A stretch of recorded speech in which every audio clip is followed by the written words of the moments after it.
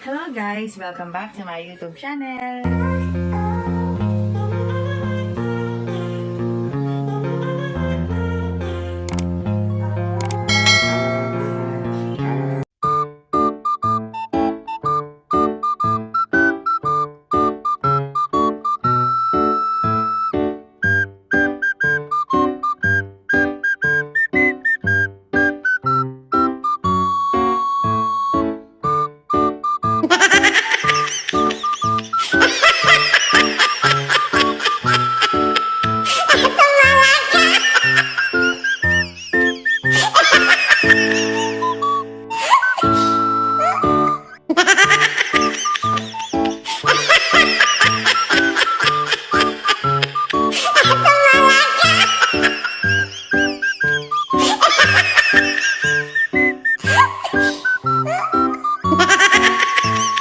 I don't ever slow up, no I don't take shit. I got no love for the fakeness. If you wanna play tough and wanna hate this, I'll always show up.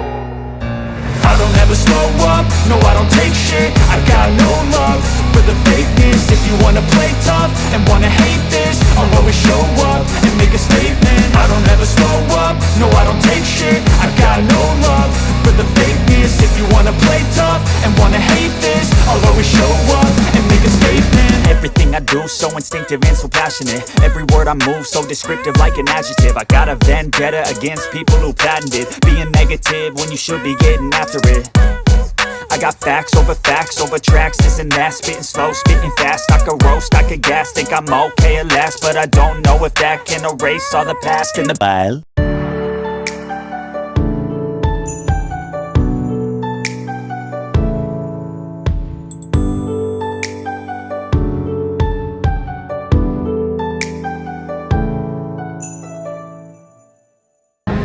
Kanina, ano ba sinabi ni kanina ni Coach?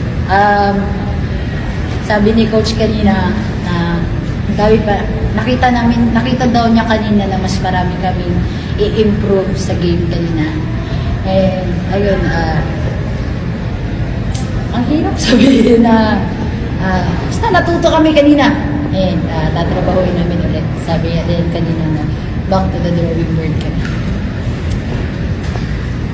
Yung last game nyo, pressure, ano yung paano yung talo po nyo, approaching that game? Siyempre, wala naman din magbabago. Pupunta kami sa laro na naka-mindset. Siyempre, winning na mindset. And siyempre, maglaro ng buo, magtrabaho, and ipakita lang namin kung ano yung mga tinitraining din namin. Sisi Edgeler, sa pag-believe nyo pa rin sa Chocobucho, 2 years ka pa lang dito sa year. Pero ang Chocobucho, parang 0-0 sila, 0-12 kayo against Creamer. So, okay ka ba sa ganitong? Hindi po. Hindi po.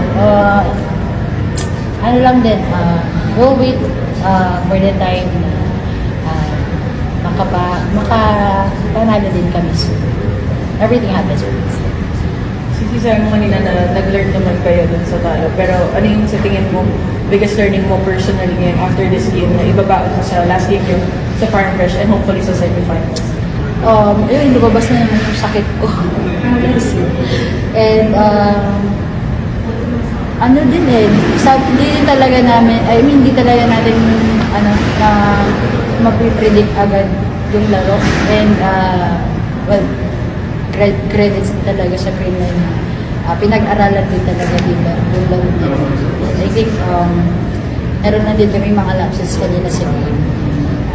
Bounce back lang nila. Trabaho ulit. Sisi, gano'n lang kabigat na siguro wala ngayon si Kat sa court. So, ano lang yung impact? Siyempre, malaki kawalan talaga si Kat.